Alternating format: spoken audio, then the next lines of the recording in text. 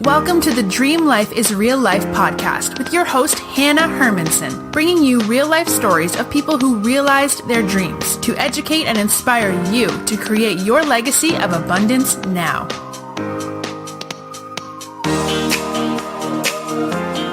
Hey, I'm back today with Claire Rogers. She's a keynote speaker and coach who works with individuals who are stuck in their comfort zone and struggling to live their dream life. She helps people rediscover their passions and develop healthy habits and empowering beliefs to move out of that comfort zone and live happy, healthy, and fulfilling lives. Through her powerful coaching, she aids her clients into realizing key insights, which in turn empowers them to ignite and implement meaningful change and bring their dreams and aspirations to fruition. Prior to founding iTopia, for 20 years, Claire held senior global operational and account management roles with the financial services and travel industry, where she developed an expertise in building diverse, high-performing sales teams across multiple regions. So recognizing her passion to inspire and empower others, Claire studied coaching for about a year and a half while still employed in the corporate world. And when she completed that program, she resigned from her corporate life and founded iTopia. She created the name iTopia by playing on the words individual and utopia because she passionately believes everyone should be working towards their own version of utopia. Claire, welcome to the show. Thank you very much, Hanna. So, reading a little bit more about you and knowing that you worked in the corporate world for 20 years, and someone who I personally worked in the corporate world for 2 years, I'm really curious about that phase of your life. And at what point did you sense that you needed to do something different? Was there a big moment of burnout? Because in some ways, I know a lot of listeners and people I work with, they've always kind of had a sense that I can't do the cubicle thing, or I can't do the 100-hour work days forever. So what was that experience for you, being in the corporate world for 20 years? So to be honest with you, I knew pretty much straight away that I wasn't cut out for the corporate world. Mm-hmm. I used to go to work and I used to sit in meetings and I used to think to myself, my God, there must be more to life than this. But at the same time, I didn't know what else I could do for a career. I actually fell up the corporate ladder. So I got a degree in travel and tourism and started that way and then moved into financial services. But I only moved into financial services, i.e. banking, because I was headhunted. And I was a really strong worker. I had a really good work ethic. And so I fell up the corporate ladder. But I didn't have any passion whatsoever for banking or financial services, but I was really good at my job. And I'll be totally transparent, I got addicted to the money. And I also bought into the story that nobody else was happy in their jobs. And so what right did I have to want to go and do something different? And I had a lot of people telling me in my life that I was really lucky to have that job. Mm-hmm. So I kind of bought into that story, and how I got out of that story of I'm lucky to have this job is two things. It shouldn't take a 600-pound grizzly bear to change your life, but it did. I ran into one in the Rocky Mountains, and that woke me up out of the sleepwalk that I was going through in life. It's funny, when you think you're going to die, it's amazing how the first thought is not, I wish I'd worked more. So that really woke me up, and literally 28 days after running into a grizzly bear in the Rocky Mountains, I ended up curled up on my feet on my bathroom floor in the fetal position, suffering from panic attacks. And so those two things within a 1-month period made me realize that if I don't start listening to that inner voice inside to change my life and to actually follow my dreams and purpose per se, then it was going to be a lot worse than a grizzly bear next time around, or a lot worse than panic attacks. It kind of, both of those things in a combination woke me up. Yeah. It's always so interesting to ask this question about what was your wake up call or what was your transitional phase? Because for some people it is a near death experience or something really massive. And for others of us, it is just that sleeping giant. And it's how long are you willing to live with that discomfort? And so I always think it's interesting to know what is the nudge? And I didn't know there was a grizzly bear in your story. Yeah. Yeah. Okay, so you have this awakening and you are starting to experience anxiety. You've had some perspective on your life. Like, then what? I think so much of it is like, what are my first steps? Like you said, you had no idea what else you would do outside of the corporate world. So how did you navigate that transition? So that's something I want to be very clear on. So social media and the world these days sells it as that we can just like do a quick fix, like it's instant gratification. And in my experience, that's absolutely not the case. I've been a coach for several years now, and I've never found that button in the back of your brain you're supposed to press to just do that instant switch.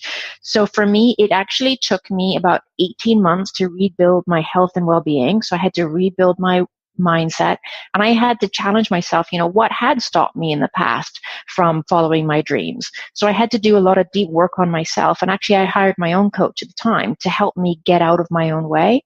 And then I also rebuilt my health and well-being, start eating properly, dieting, sleeping, mindfulness, etc., etc. And then I remember talking to my coach one day, and he said to me, what's the aspect of your current job that you love the most?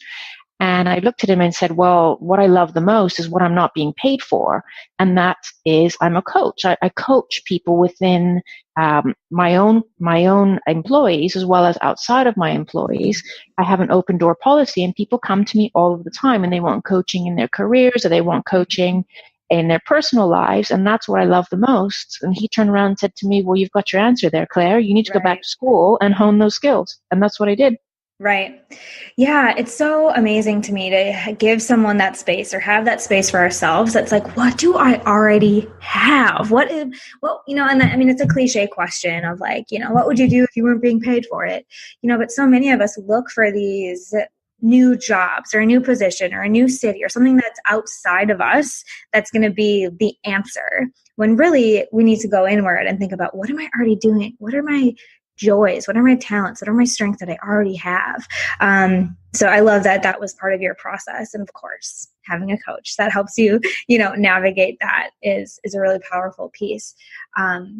So we go back, you study coaching, and I know a lot of listeners are interested in maybe, moving into the personal or professional development work, becoming a coach.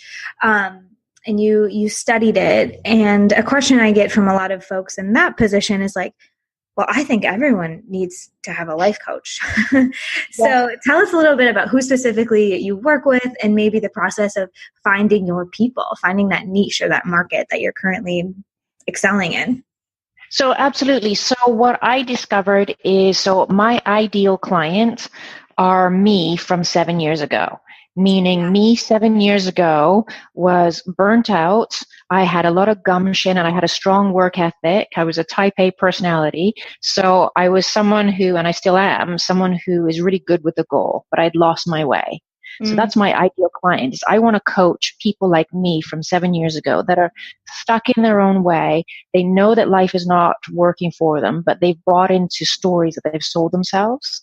And I work with people who actually want to do the work. So I actually read a study a few years ago, and I've actually noticed the exact same thing in my own coaching practice, is that if you look at a third of people that you coach, 1/3 won't bother doing any homework or any of the deep work. 1/3 will do a half-ass attempt at doing the deep work, and 1/3 will work really hard because they want the knowledge, because they want to change their life.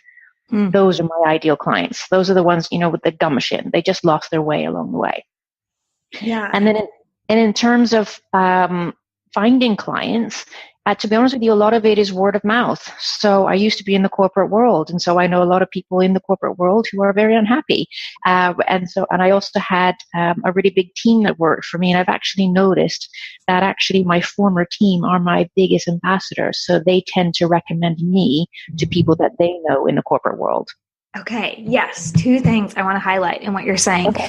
The first thing for listeners and myself, or, just to really remind ourselves of, that you are an expert in your own life and you are living in the school of personal experience. And so when you think about like, okay, who would I help? Who would I coach? I don't know enough. I haven't, quit a corporate job. I've only raised 4 kids, it's like, if you can look at people exactly who are just a few steps behind you or 7 years behind you, you are an expert to them. So I think that's Absolutely. a really important piece for people to think about as they're, building the confidence and the clarity to start something on their own. And you know what you just said? I'm going to cut you out there. You know Yeah. how you just said, I only have 4 kids or Right. whatever it is. I want to tell everybody in this world, you are not only anything. I Right. want people to stop saying, I am only. You're not only anything. You're who you should be. Oh, I like that. I'm going to pick up that. Very good. And then the other thing that you mentioned that I really wanted to highlight is that your warm market, or people who know you in previous positions or in personal relationships, are absolutely a part of your marketing strategy. And so, like you said, like, have ambassadors. You have to be willing to share what you're doing and what your projects look like, because there's so much noise in the online marketing and the funnels. Like, you can play that game, but also remember that you have such a rich network already built into the life. So I love that, Claire, you're talking about using like word of mouth and personal connections. I personally have coached people that I met on a tour bus in China. I've coached people who used to go to yoga classes with me. And so keeping that in mind, I also think that's an important piece of like building a personal brand. Absolutely. So let's dive a little bit more into your business model and marketing and your brand, because you're a keynote speaker and a coach. Talk to us a little bit about how speaking has been a part of your work. So speaking actually came after coaching, to be honest with you. And it came from one day I was sitting down, I was reading the newspaper, and it said that 1 in every 3 employees suffers from burnout, anxiety, and depression. And my heart stopped when I read that, because I thought, oh no, I used to have this really big team. I never shared my story at the time because I was scared that I would get pushed out of the company I worked for, or I'd be seen as being weak. And I thought I didn't share my story, which means I did a disservice to my own staff, because if it's 1 in every 3, that means they could have been suffering as well behind the scenes. And then I started researching, well, why don't people talk about mental health and challenges they have in their life? And started researching, why are we selling perfectionism in this world? Why do we have filters on our real lives? And I thought, okay, well, I can actually turn this around and I can now start sharing my story. And so I kicked it old school for a while there. I set up Google Alerts for speaking engagements for women's conferences around the world. And every time I got a Google Alert, I would just apply to speak at conferences. And then from there, it just sort of took off. And I just started getting speaking engagements. And then from there, I noticed I'd get up on a stage. My very first speaking engagement was in front of 700 women. Whoa. And I remember being really scared and thinking, oh my God, I'm going to tell my story about panic attacks and burnout and depression. And it was a 1-hour-long speech. And I remember thinking, wow, this is a point of no return. I'm really going to challenge the reputation I have built for myself. This could actually send my business the other way, or it could go, in a positive direction. And I was really nervous. I got up on the stage and I looked at the audience and I thought, okay, focus on the 1 in 3. And I saw lots of women in the audience, and they were in tears. And I got mobbed afterwards. And I had loads of women coming up saying to me, thank you so much for sharing your story. You make me feel not so alone. And then from there, as an aside, I ended up getting business, which I hadn't actually tried to get. But people resonated with that authentic story. And I got an email from one of those attendees, and I've actually got it framed on my wall. And it said, one person can change your whole day, but Claire Rogers changed my whole life. She made me feel it's okay to own my story. And so that's why I give my speeches now, because I think, well, let's focus on the 1 in 3. Yeah. Let's empower women. Let's tell them, or even men, let's tell people that it's okay to not be okay. Yeah. And that's how I got into speaking. It was just from reading a newspaper article. The power of vulnerable storytelling, and also a pretty selfless mindset, right? You weren't out there to be the next big deal or to have this be part of your growth strategy. You really felt a need and you filled it without many expectations. And it's so amazing how this is a common pattern in business and in life, right? When you show up with value and just wanting to focus on the people who might need it, it shows up. So I really admire that approach. And of course, it's working out wonderfully for you. Thank you. So anything else, I often like to be able to give a little bit of like really tangible strategies. So you mentioned Google Alerts if people are looking to start finding opportunities, and I'm assuming word of mouth kind of continues, but for people who are just starting out thinking, yes, I need to share my story. I'm with you, Claire. Other places they could start to get their voice out. So start doing it. It can be just a simple thing like, you know what? Record a 3 or 4 minute video on your iPhone and put it on your Facebook page and share your story that way. Be willing to be vulnerable.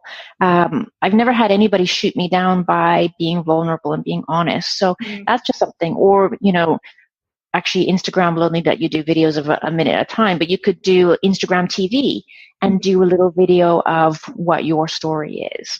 And gradually, by doing that, you'll be demonstrating to the world or the universe, whatever you want to call it, that you're authentic. And then from there, I find that it will snowball from there. And then, like I say, start a Google Alerts, for conferences. Where could you speak? Could you volunteer at a school?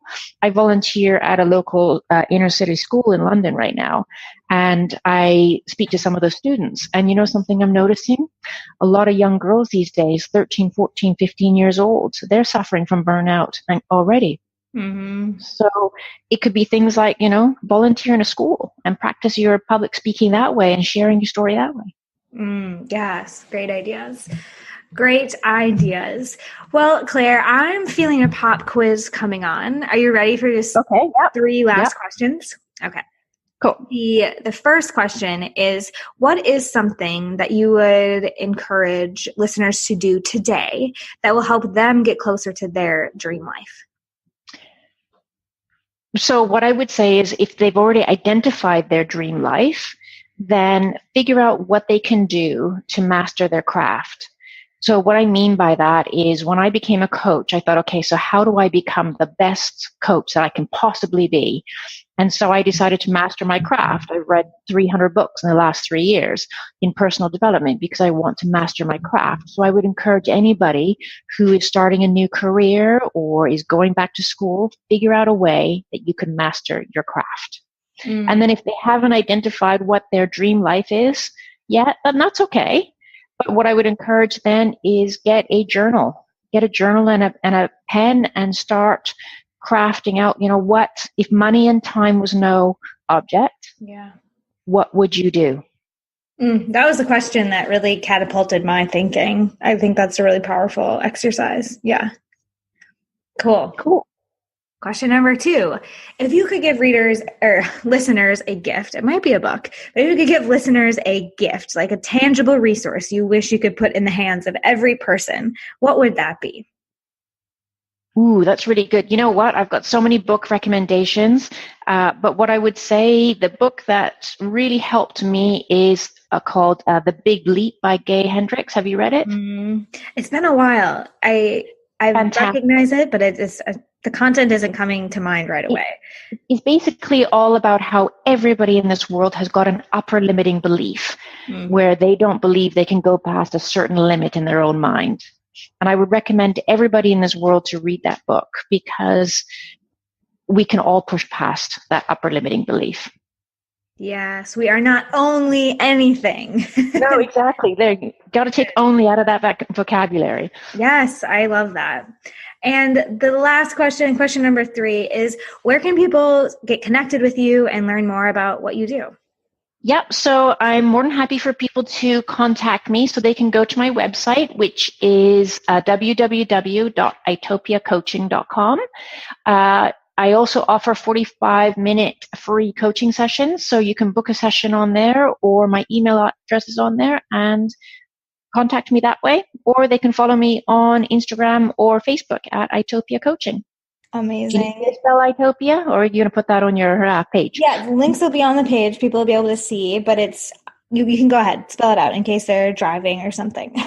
So iTopia Coaching is ITOPIA coaching.com. Amazing. Claire, thank you so much for your time, your energy, and sharing your story. I hope if this message or anything Claire has shared today is resonating with you, you do reach out to her. She is a real person. She is a delight to be around. We've been in the same room. I've heard her story in person, and I know she really has a ton of value. So reach out. And I will be back next week with another inspiring guest that will help you make your dream life your real life. Until then. You've been learning how to make your dream life your real life with Hanna Hermanson. To get the resources mentioned on today's show and to listen to past episodes, visit www.dreamlifeisreallife.com.